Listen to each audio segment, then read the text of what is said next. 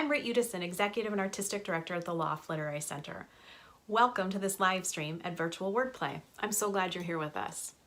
Before we get started, I want to talk a little bit about what brought us here today.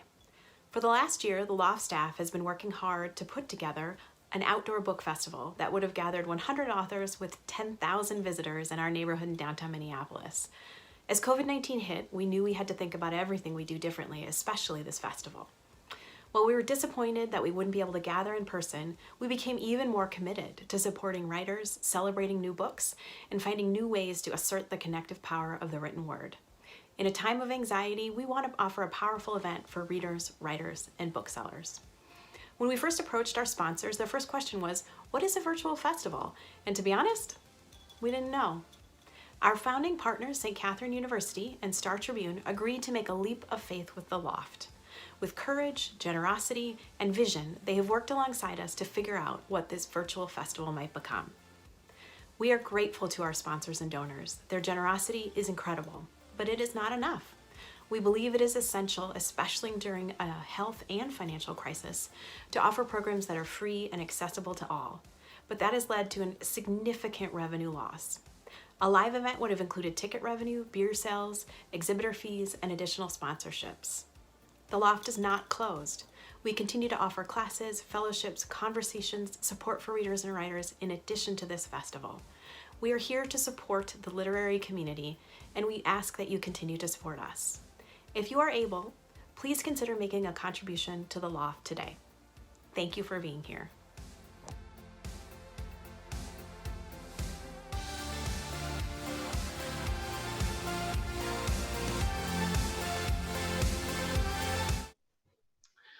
Good morning and afternoon, everyone, and welcome to the Loft's Wordplay, the virtual edition, with special thanks to our presenting sponsors, St. Catherine University and the Star Tribune.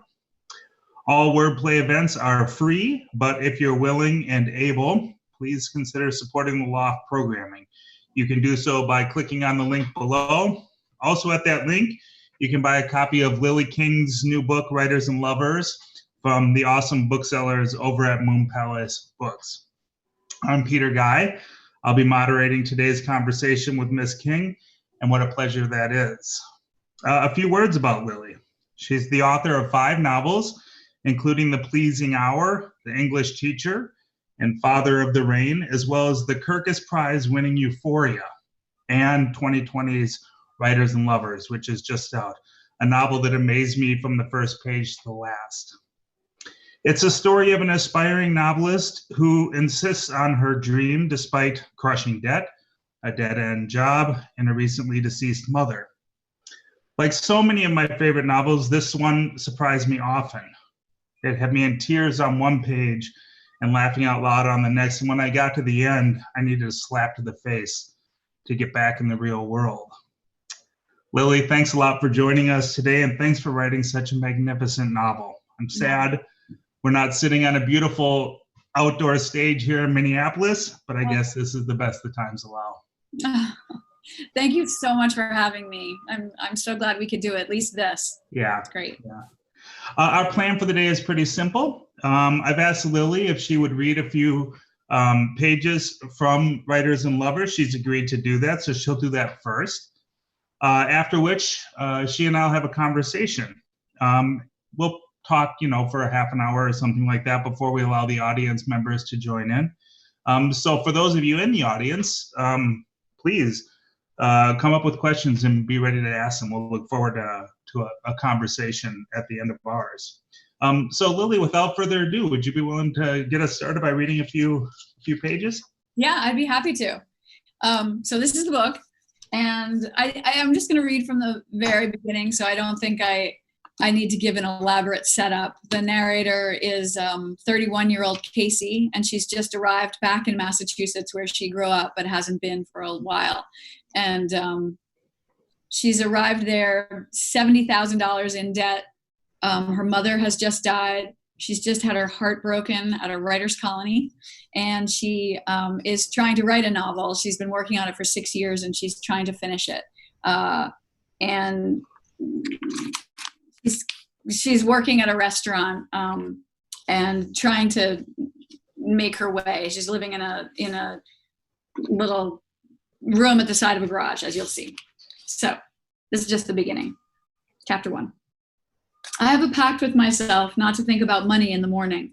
I'm like a teenager, trying not to think about sex, but I'm also trying not to think about sex or Luke or death, which means not thinking about my mother, who died on vacation last winter. There's so many things I can't think about in order to write in the morning.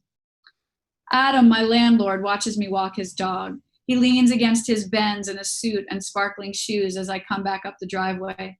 He's needy in the morning. Everyone is, I suppose. He enjoys his contrast to me and my sweats and untamed hair. When the dog and I are close, he says, "You're up early." I'm always up early. "So are you," I say. "Meeting with the judge at the courthouse at 7 sharp. Admire me, admire me, admire judge and courthouse and 7 sharp. "Somebody's got to do it," I say. I don't like myself around Adam. I don't think he wants me to. I let the dog yank me a few steps past him toward a squirrel squeezing through some slats at the side of his big house. "So," he says, unwilling to let me get too far away, "how's the novel?"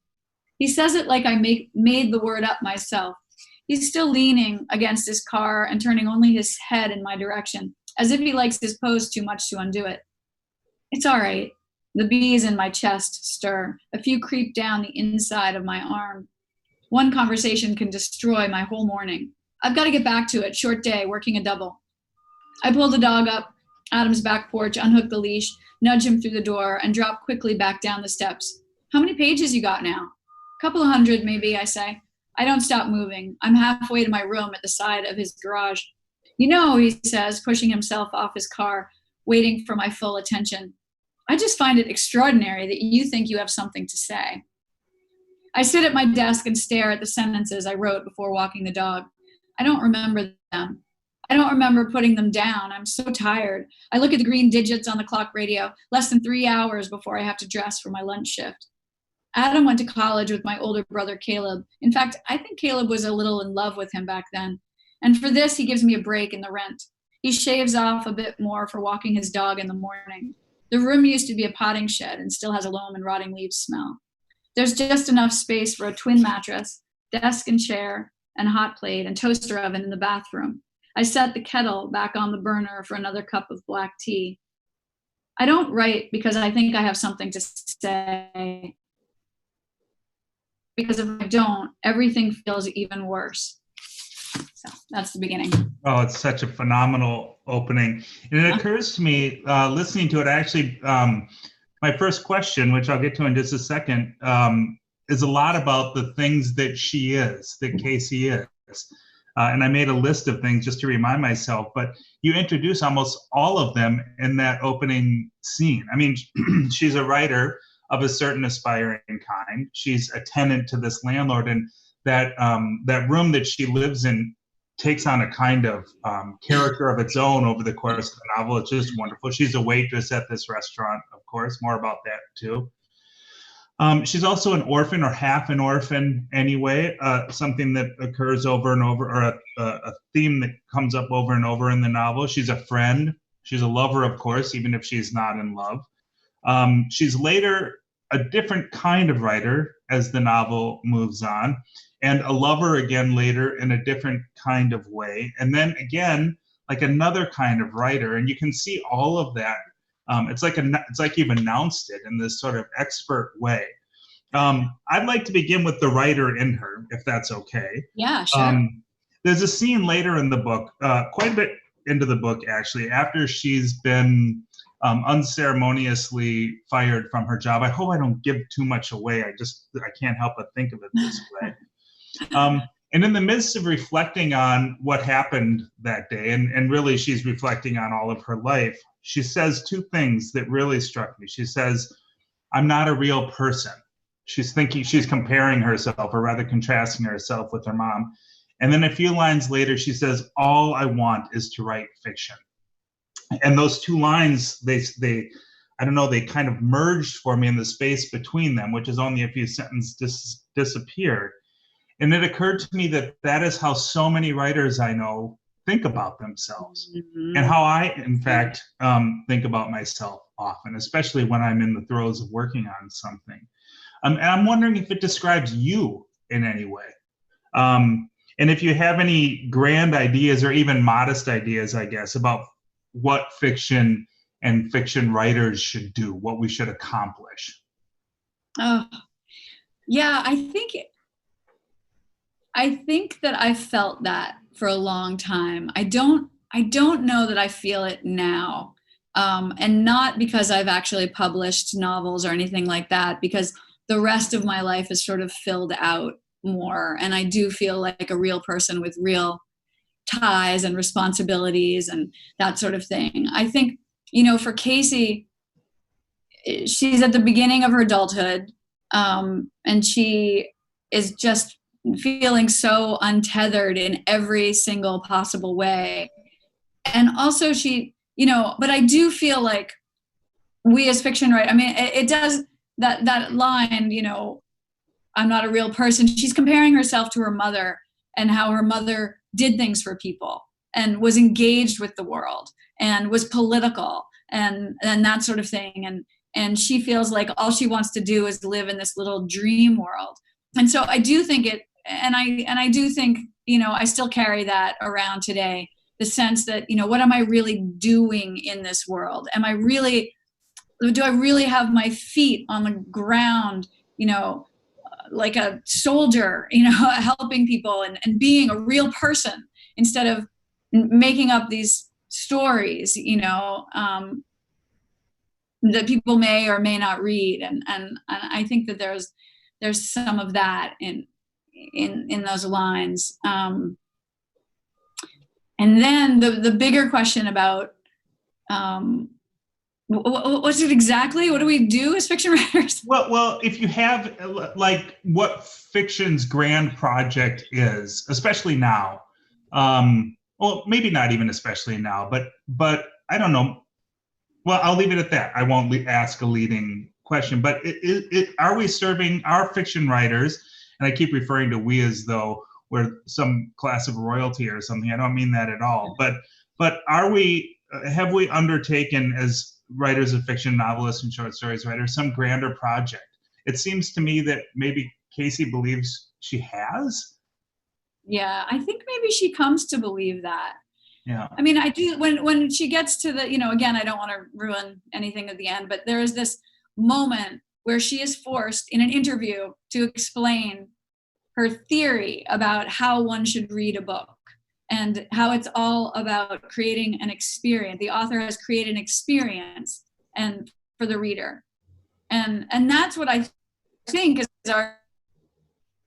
any writer's grand project, fiction writer, is really to create an experience for the reader that feels true. It doesn't have to feel real. It doesn't have to be grounded on this earth in this universe. But this concept of getting to the truth of human experience in some way. And for me, for whatever reason, I just get to it better via fiction than just writing about my own experience. For some reason, I can get to a deeper level. I was actually talking about this last night in another event, this idea that like with my mother's death, my mother died. The reason I wrote this book is I was working on something else and my mother died, like Casey's mother, very, very suddenly. And I couldn't write for about a long time, many months. And then when I could write again, I couldn't write what I was working on. And I needed some place to really, really put my emotions. And writing an essay, writing in my journal was not doing it, For some reason, I need character and dialogue and scene. And then, and I, all the circumstances are different, but then I can get to some sort of, real truth about that experience, real emotion, like I can conjure it up or recreate it. And it certainly makes me feel better. And I really hope that it translates to the reader, as a connection, I hope that the reader can kind of be like, I've felt that before, and that feeling of reading something that you felt that you've never seen, heard another person talk about or experience. It's such a powerful thing, because of course I feel like we are all connected and we're very disconnected in our world. And I do think that reading experience can make you feel not alone, So. It's such a beautiful passage. I hope you don't mind if I underlined it and was actually going to ask a question later about the very question that you're talking about when she's in the interview. And she's answering, as you said, an interview question. She says, I would want kids to talk and write about how the book makes them feel in italicized, what it reminded them of, if it changed their thoughts about anything. I'd have them keep a journal and have them free write after they read the assignment. What did this make you think about? That's what I want to know. I think you could get some really original ideas that way, not the old regurgitated ones like man versus nature. It's so poignant for me and so like exactly how I feel about it. I think that's one of the reasons I connected so much with this book. Is that is I don't know. I feel like that's part of the project anyway, and it's such a powerful part of this book. I'll shift gears a little bit here, and I'm really happy that you read the opening paragraph because it also really struck me. And I think I keep talking about this, like, because I'm a writer, I identified with the characters in this book. I don't think that that's the case. I don't think it's just a book for writers, obviously. So much of how we get through the day, we being the world and people in this country and on this planet, it is now an exercise in what we can and can't think about. And I love that litany, that very brief litany that you give of the things that she's not allowed to think about in the opening paragraph of the book. And I was thinking about how I begin my own days, and how over the course of the last few years, the last 3 or 4 years especially, rather than reading the news first thing in the morning, I can't do it, because if I do, I'm off balance for as long as, for the whole day in some cases. And I wonder, it's impossible, I should say, to ignore the moment that we're in. But I wonder about your own work and your own habits, your own routines. Do they in any way mirror hers there? Are you the sort of person that can't confront the real world until you've confronted the work that you're doing first? Has the world made you that way? I feel like there are morning writers and there are nighttime writers, right? And I'm so much a morning writer. I wake up, my most creative time is probably that in between stage between sleeping and waking. And do you have this where you can just start, my mind can start writing whole pages right at that moment, almost before I realize that I'm writing. But there's like this fluidity and I don't know. It never translates. I can never, if I reach for a page and I start writing it, it's like, eking it out in this really awkward way. But anyway, but my brain is definitely more alert and imaginative and just ready to write in the morning. But then so I always wrote like 5:30, 6 o'clock in the morning. I would start. And then I had kids, and they really wanted those hours to play on my bed, and so they'd come in at like 5 or 5:30 for years, and we'd play games till like 8 or 8:30, all kinds of made up games just in the bed. And I lost my early morning writing time years ago, and I've never really gotten it back. So now I'm more of a get up, have breakfast, scan the opinion page of the newspaper. That's all I do. I just look at the opinions, and I try to like have a protective shield on myself while I'm reading those pages, and I don't get riled up, and I don't yell and scream to my husband about what's happening most of the time. And then I leave it behind, and I take my tea, my black tea, up to my study, and I try to work. But I have to say that is not happening right now. Ever since we've gone inside and my book has come out, it wouldn't be happening if I were on book tour. and I am kind of like on virtual book tour. And for whatever reason, I can't be introverted and extroverted on the same day. I cannot find the writer self in me right now. I just can't, even though I have plenty of time to find it.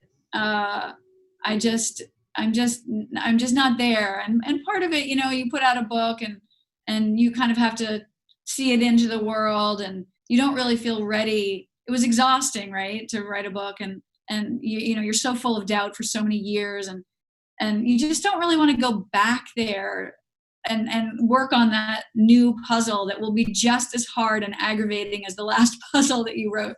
And so I'm kind of just enjoying a break right now. And I find this time is, you know, you're so full of worry. You know, every couple of days someone you know is sick and you don't know what's happening or what's gonna, you know, where that's gonna go. And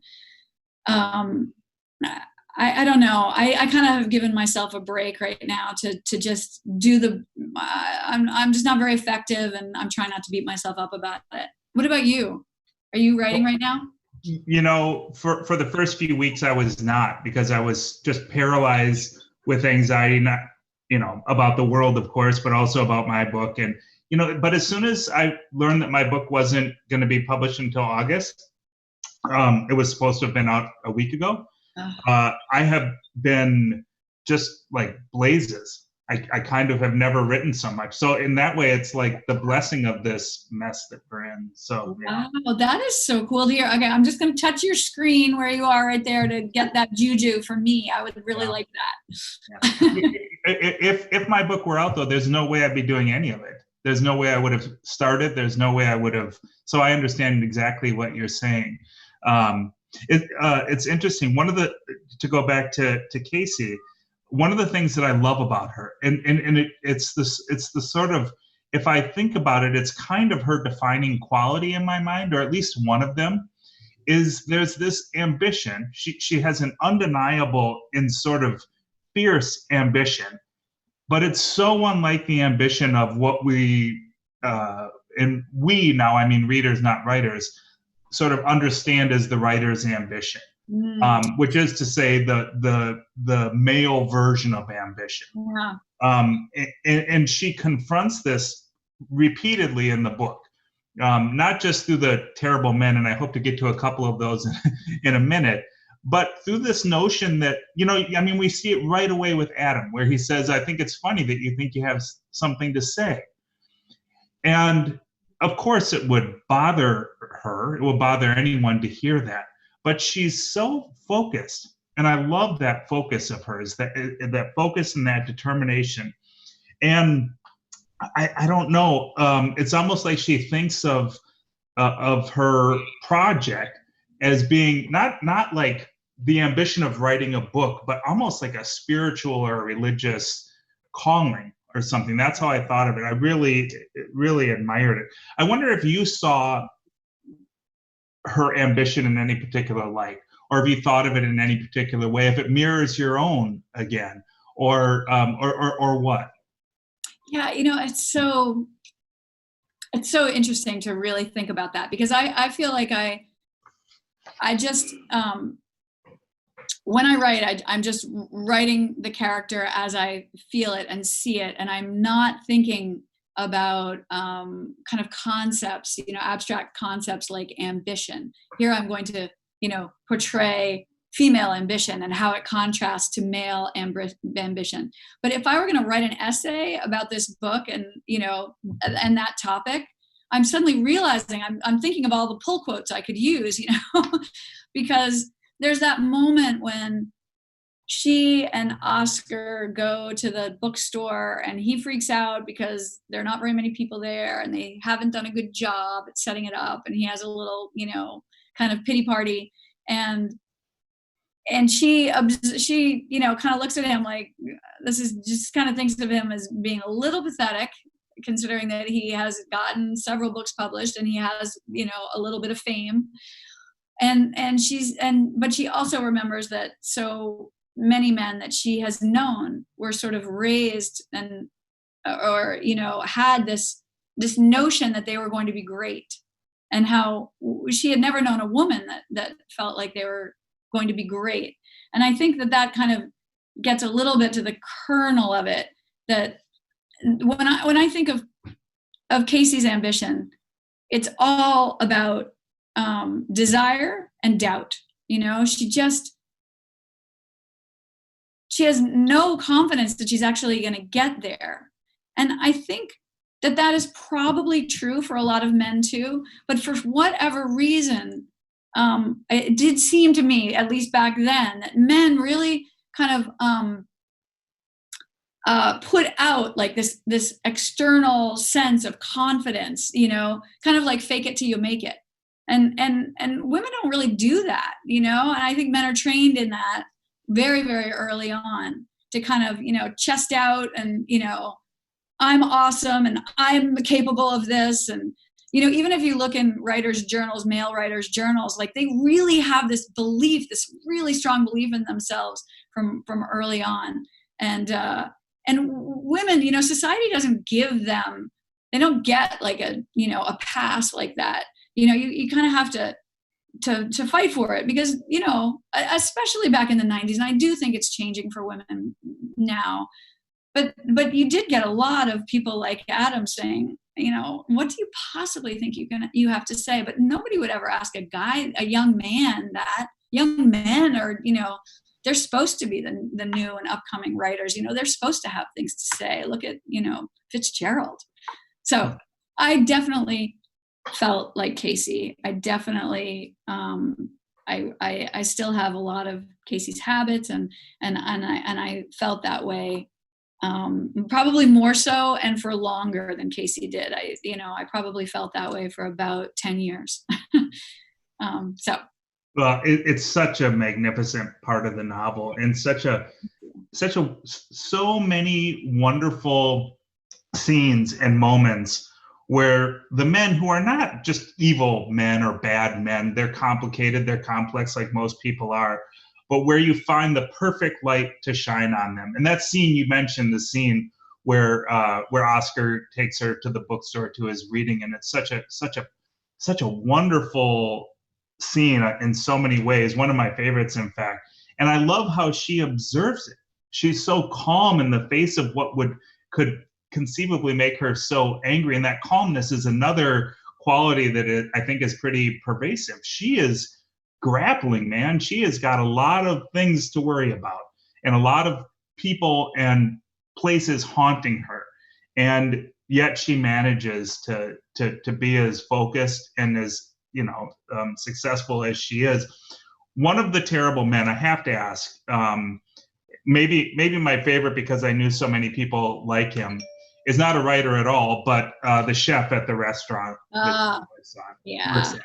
This guy named Clark, who is such a Class A jerk, and who really has a kind of, I don't even know how to describe it, except that I've seen it so many times myself, having grown up working in restaurants. This notion that because he is the chef, because he is at the top of the pyramid of the restaurant staff, that he can behave in this manner, which is just truly awful.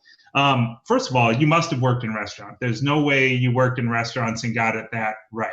Yeah, I did for years. Yeah. Many different restaurants all over the country. Yeah. The scenes that take place in Iris, the restaurant where Casey works, I think are some of the best in the story. Clark is a particularly egregious character, though, and I wonder, I don't know, what do you think of him? What do you think? I mean, if you contrast him again with Oscar, who he's insecure. Oscar, that is, has a bit of the woe is me pity party you described it. Clark has none of that. Clark is full bore asshole. And I wonder if that's your impression of him, or what do you think of him? I think he's a guy who, first of all, he's also in contrast to the chef who left, who was so kind and not the kind of chef you run into every day. I do think working in a restaurant is incredibly stressful. And the chef, everything depends on the chef at the back of the house and getting that food out. And you are, you know, it is so hot. It is just so hot, but with those stoves and everything, and there's, you know, there's knives and there's flames, and I you know, part of me really sympathizes with Clark because it's not an easy job. But he was a brunch chef, you know, he's not the most talented guy. And the old chef, who was extremely talented, who brought all of the really good recipes, leaves to start his own restaurant. And then this guy, like, just, you know, gets put in a place of power that he hasn't earned, right? And so he's super insecure, and he's always been a dick. And now he just has unlimited power, and he uses and abuses it. And I think it's really, it can happen. I don't think it happens as much at all, I hope.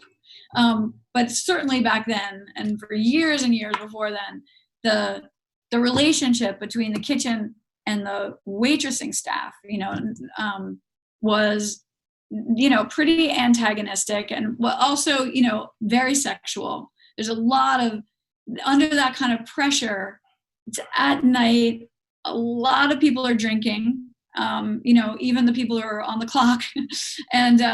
And I just think it's a whole tangle of emotions that happen.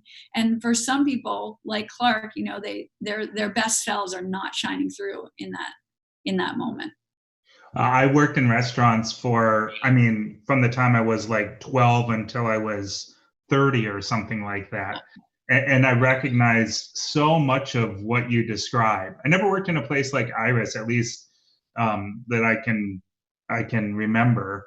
But it came alive in such a wonderful and evocative way for me. No, And brought me back to so many memories. I'm going to ask you one more question, Lily, before we turn it over. Yeah. There's a really beautiful moment in Writers and Lovers when Casey reads Oscar's books for the first time. Oh yeah.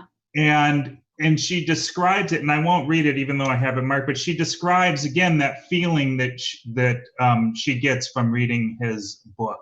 And she thinks that she understands him better as a result of that. And there's so many layers of that relationship. Not only is she falling for Oscar, but she's falling for someone else at the same time. So she's at once attracted to him, but resisting him. Oscar has these two pretty wonderful kids that are also orphans. It occurs to me, or half orphans again, so they share that in common, and she develops a really strong bond with them. And I'm not exactly even sure what my question is here, but that moment when she is describing what she's reading, what she's read of his work, I wonder if that's for you the ideal reading experience. Do I need to go to it? I can find it here. The ideal reading experience. It's interesting because I feel like she has problems with his work. You know. Let me just read just a part of a paragraph. So she says, "There's a sadness that surprises me, not in the plot, which of course is about loss, but a sadness within the prose separate from content that I find in all his work. In his first novel, which was billed as comic, and in all the short stories. It's a sense of despair about writing itself, a sort of throwing up of hands as if to say, I'll put this down on the page, but it's not what I really mean, because what I really mean cannot be put into words." So I guess I've phrased the question poorly, but that sense of, I know, and I guess we touched on it, but that sense of what this endeavor is capable of. And that's an incredibly powerful observation on her part about an incredibly powerful emotion that she's having to his work. And I guess that's what I mean is, you know, we talked already about the feeling that a book and a story might give you. But this is taking it even further into the language itself and into the sentences itself. Yeah. And I mean, she really feels that she feels, what I get out of that paragraph is that she feels that he does not trust the medium enough. Like the medium is not serving him fully, that there's still something that he cannot get down on the page. And that creates a drag on the narrative. And I think that Casey does not feel that way about writing. I think when she feels like it's working, it's 100% working, and there is no frustration within the narrative being conveyed to the reader that this isn't quite what I mean, and I think that it probably gets at something in Oscar's makeup, and it's a little bit of a warning about him, and that he, is never going to trust life in the way that Casey wants to trust life. And, certainly she's going through a stage right now where life is really untrustworthy to her, and she feels so vulnerable to it and to the blows that it's dealing her. But at the same time, she has an optimism, that's kind of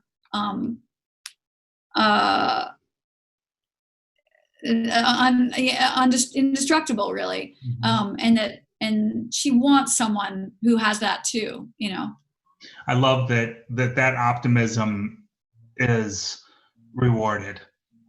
Yeah. I'm sure that there are lots of people out in our audience who have questions. So I guess why don't we call Steph back in? And okay. Hi, Steph.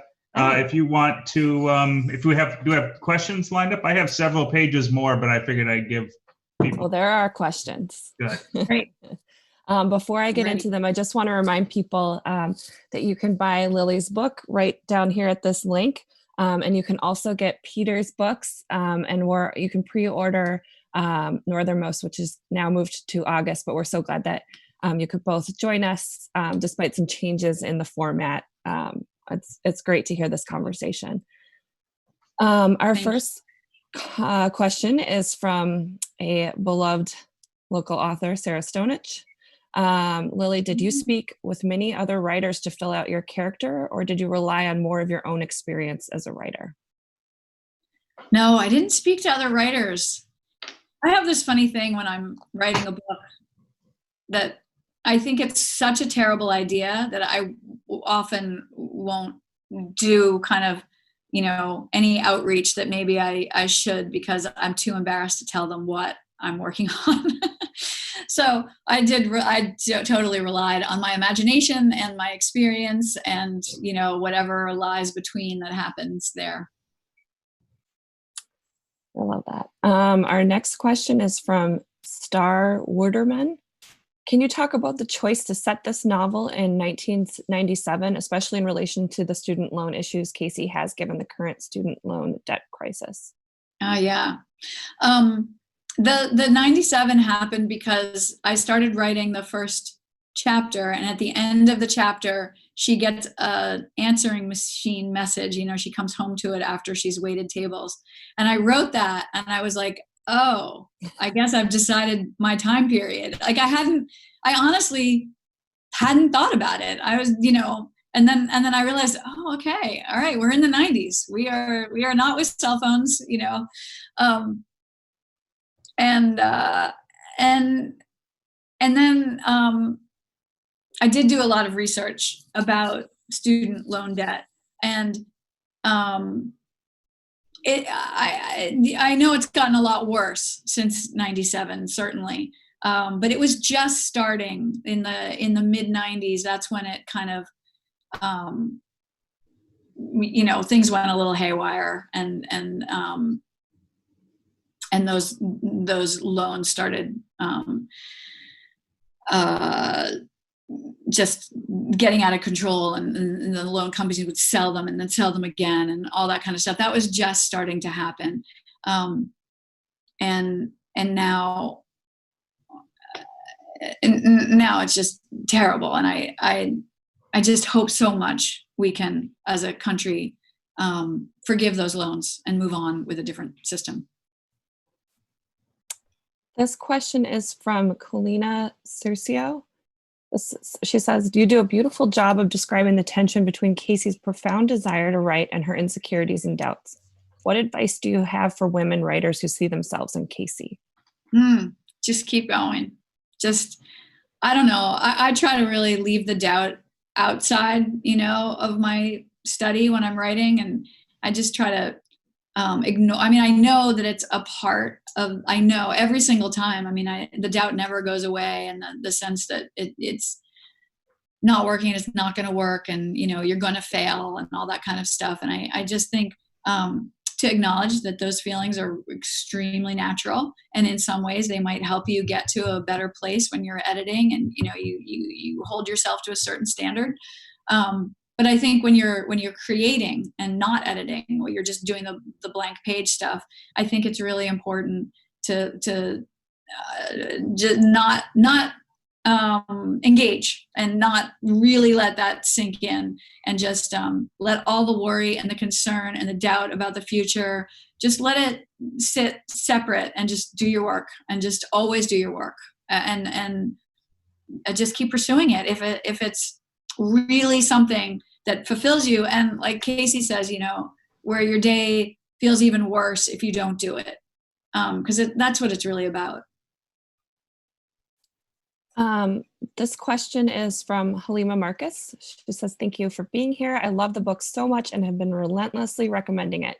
Your decision to set it in the 90s instead of the present day seems integral to the story. I'm curious how that decade shaped the novel beyond the logistics like the answering machines. What would have been lost by making it contemporary?"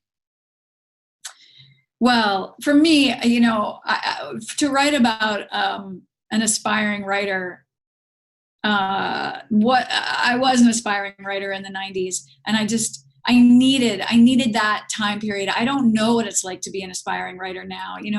A lot of things have changed. A lot of things have opened up for voices that were not heard back then. And I was interested in examining a time before that, when the stuff that she feels about her ambition versus male ambition really was very rare, very real and palpable. Men, basically, as far as I can remember, men were heads of the book reviews at newspapers. A lot of men were heads of publishing houses that now have women as heads. And it was when a big male writer wrote a book, it was just such a huge idea, a huge event. And there was not the equivalent for women. And I remember for so many years opening up the New York Times book review every Sunday and saying to my boyfriend, now my husband, just looking at the table of contents at the reviewers and then who was getting reviewed, I would just be like, man. He was always like, write them and tell them. And it would just seemed like that. And I wanted to capture that, what that felt like back then. So you were composing your own Vita count back then. Yes, I was so excited when Vita happened. I was like, yes, it's so true. I didn't have the statistics, but I always knew it was true. So I'm just going to ask a couple more audience questions, though they keep coming in. There's just so many people commenting on how much they're loving this. Thank you. Let's see. This question is from S. Cushman. When you're writing, are you thinking about the reader or just following the story/character? It's a really, really good question. I try not to think about the reader very often, but of course I'm always thinking about the reader. But I just have to, I have to give myself complete permission to do whatever I feel like, and I can't think about how people are going to respond to it. And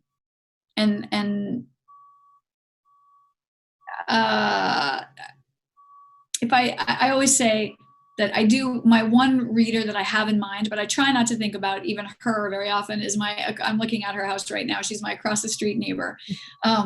And she is just a really fantastic reader. She's not a writer. She was trained as a lawyer, but we love all the same books. And so I always know when I give her my galley, if she likes it, then I think it's okay, because she just, she's the reader I write for, Well, I loved hearing this conversation and absolutely loved reading Writers and Lovers. It's an incredible book. And I think Peter said this sort of when we were gathering in the green room area beforehand, that it just was such a nice escape to be in the world that you created and spend time with Casey and take a break from everything that's going on outside of that novel. So thank you for that gift. I would encourage everybody to support Wordplay by clicking on the link below. We are sponsored by St. Catherine's University and the Star Tribune, who have wonderfully supported us through this festival, but we could obviously use some more help, so consider a donation today. And also, please, please, please support Lily's work by buying Writers and Lovers, and her wonderful other novels as well. But you can get right to Writers and Lovers at the link below. And keep an eye out for this August for Northernmost, Peter Gey's forthcoming wonderful novel that I've had the great pleasure to read as well. So I'm excited about that. For other Loft Wordplay events, you can check them out at loftwordplay.org. This afternoon at 3 o'clock, we have a co-sponsored event with the Montclair Festival with Douglas Stewart and Rowan Hisano Buchanan, which will be fantastic. We also just released today a podcast with Dinez Smith on the Fiction Nonfiction podcast, so you can check that out on our website. There are several more events to come. We're so grateful for all the writers who have given us their time during this really strange pivot to virtual. But thank you, Peter and Lily, so much for your time. And to the audience, thank you so much for being here and joining us. It's so nice to spend this time together. And I'd like to say thanks to you too, Lily, and you, Steph. It was a really lovely conversation. And not only was I relieved to be out of the real world while in Writers and Lovers, but also truly and totally inspired. So thanks for that, Lily. Thank you. Thank you, Peter. And thank you, Steph, so much. Thank you all. It's really such an honor to do this. Good luck with everything. Thank you. Take care, everybody. You too. Bye. Bye, Lily. Bye.